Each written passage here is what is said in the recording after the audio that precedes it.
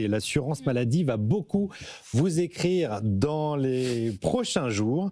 À chaque fois qu'une dépense sera engagée, eh bien, l'assurance maladie va vous écrire pour dire voilà tel acte, voilà combien ça coûte et voilà combien on va vous rembourser. Enfin, un tout petit peu de pédagogie pour sortir de l'idée que tout ce qui n'a pas de prix n'a pas de valeur. Au moins, prendre conscience. C'est une bonne idée, ça, on s'en Nicolas? fout. Moi, je dirais, tant que vous ne touchez pas au portefeuille des Français, ils s'en foutent. Enfin, tant mieux. Enfin, heureusement qu'on saura enfin ce que ça coûte, parce que ça coûte une véritable fortune. Mais je pense que ce n'est pas suffisant. C'est pas suffisant. Qu'est-ce qui manque? Si on apporte des solutions. Il faut des solutions. Il faut des solutions. Moi, ça me dérangerait pas, quand je vais voir le médecin, et j'y vais très rarement, voire même jamais, je pense, de payer un minimum. Ça me dérangerait pas. Alors peut-être que je vais vous choquer en le disant. J'ai peut-être les moyens de payer. Le ticket modérateur existe. Le ticket, oui, mais je pense qu'on pourrait le relever un petit peu. Et puis quelquefois, on a zéro à payer. Ça me dérangerait pas de payer quelque chose. Je trouve que c'est assez extraordinaire aujourd'hui, dans un pays où on cherche de l'argent de partout, de continuer à profiter des services médicaux sans rien payer du tout. Alors, peut-être que je vais vous choquer, mais on cherche de l'argent de partout, il faut en trouver.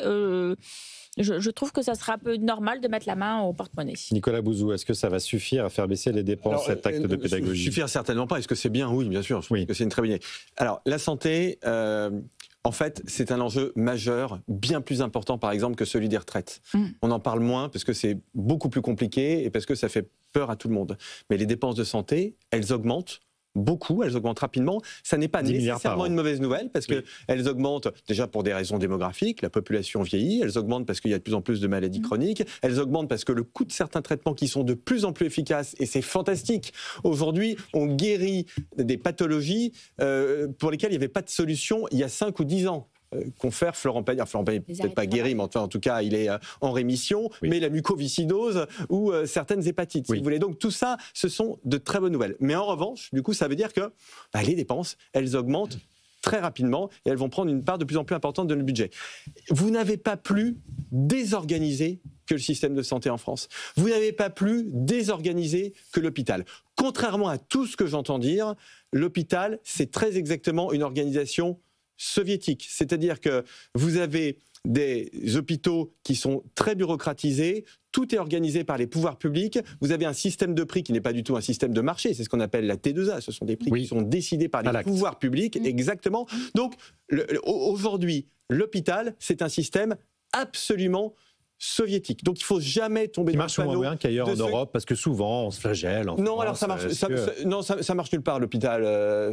Pour avoir raconté des anecdotes à l'étranger, je vous en raconte une vraiment extrêmement rapidement, mais il se trouve que je passe une partie de mon temps au Canada. La dernière fois que je vais au Canada, l'administration m'appelle et elle me dit: est-ce qu'on peut vous voir, Monsieur Bouzou, parce qu'on a besoin de voir un Français, parce qu'on a entendu dire qu'en France, les délais d'attente aux urgences, c'était 7 ou 8 heures. On voudrait savoir comment vous faites pour faire aussi bien. Voilà. On rêverait, quand on se compare, si on pouvait réduire nos délais d'attente à moins de 20 ou 25 heures aux urgences, on trouverait ça bien. Donc la vie, c'est relatif, et la santé, c'est compliqué partout. Mais non, ce que je veux vous dire, c'est que c'est un sujet important, passionnant, sur lequel il faut se poser 3 secondes, il faut vraiment y réfléchir. Mais ce qui est formidable dans le système de santé français, c'est que vous pouvez faire beaucoup mieux sans augmenter de façon démesurée les budgets.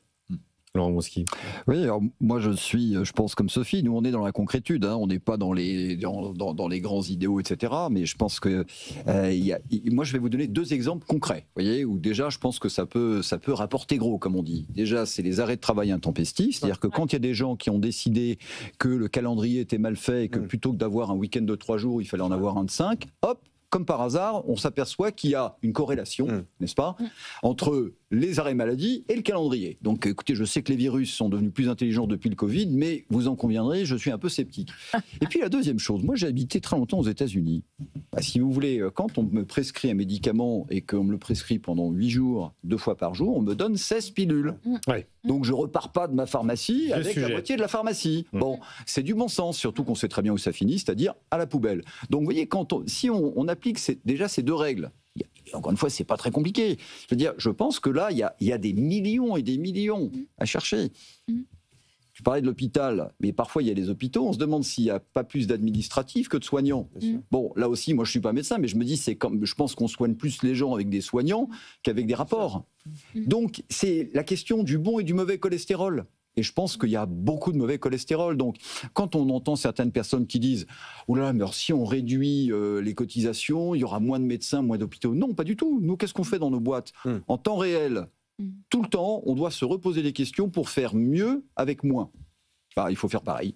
D'ailleurs, je vous donne juste un exemple de réforme qu'on ne va pas faire, mais très concrète pour l'hôpital, qui serait absolument fantastique.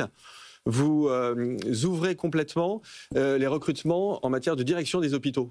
Et vous proposez à des Sophie Sidos ou à des Laurent Vronsky de prendre la tête d'hôpital. Ça risque de secouer. Ça risque de secouer dans les chambres. Je plaisante pas parce que Laurent dit ça, nous dans les entreprises, on le fait tous les jours. Bah oui, c'est ce que font les entreprises, c'est le job des entreprises, c'est de faire mieux en contrôlant les coûts. C'est comme ça que fonctionne une entreprise. Mais laissons un peu des dirigeants d'entreprise diriger des hôpitaux. Les dirigeants d'entreprise, ils ont aussi envie que tout le monde soit bien soigné, hein, donc il n'y a pas de risque. Vous voyez, ça c'est quelque chose. On a ouvert le corps diplomatique. Bon, on pourrait faire la même chose avec les directeurs d'hôpitaux. On pourrait le dire pour beaucoup de postes. Ça risque de changer les choses. Oui. Alors la première mesure que je mettrai en œuvre, c'est que je laisserai les spécialistes gérer les choses. C'est-à-dire que je suis sûr que si vous demandez à des gens qui gèrent les urgences comment les réorganiser, ils sont 150 fois plus légitimes que le type qui est dans un bureau au 50e étage. C'est ce que nous on fait dans nos entreprises. Hein. Première mesure. Et là aussi, ça fonctionne sur beaucoup de services publics, je pense.